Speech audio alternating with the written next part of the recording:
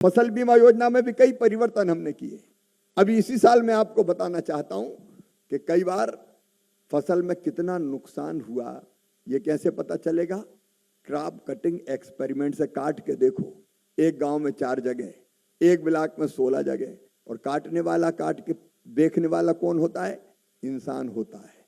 कई बार उससे गलती भी होती है, कई बार जानबूझ के भी गलती कर देता है, और इसलिए नुकसान सही नहीं आ पाता। और इसलिए इस बार बजट में प्रावधान किया 850 करोड़ रुपया का पिछली कैबिनेट में कि अब ये मैनुअल नहीं होगी, क्रॉप का नुकसान का आकलन भी सैटेलाइट के जरिए रिमोट सेंसिंग के माध्यम से किया जाएगा, ताकि अपने आप साइंटिफिक तरीके से पता चल जाए नुकसान कितना हुआ। और नहीं तो लिखने वाले ने गड़बड़ लिख दिया। कई जगह शिकायत में, पिछले दिनों महाराष्ट्र गया था तो पता चला फसल का नुकसान हो गया, पैसे ही नहीं मिल रहा। आगे फिर मैंने यहाँ समीक्षा की और उसके बाद फिर हमने कंपनी को, जरा बीमा कंपनी को आंख दिखाई तो 2 लाख, 2.25 लाख किसानों को 200 करोड़ रुपया रिलीज हुआ।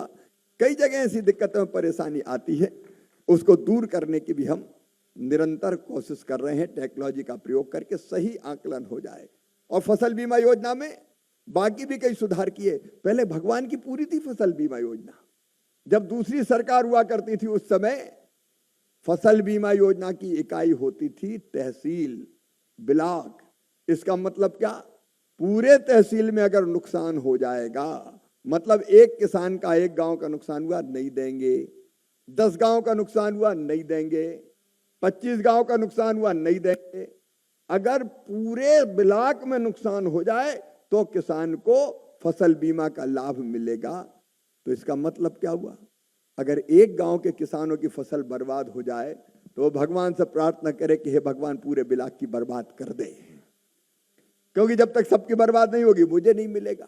अब ऐसी भगवान की पूरी योजना बनाने वाले आज बात करते हैं।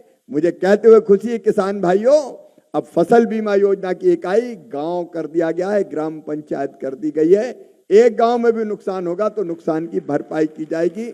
और तो और स्थानीय आपदा उसमें जोड़ दी गई है। एक किसान का नुकसान भी होगा तो उसको भरपाई करने का काम करेंगे।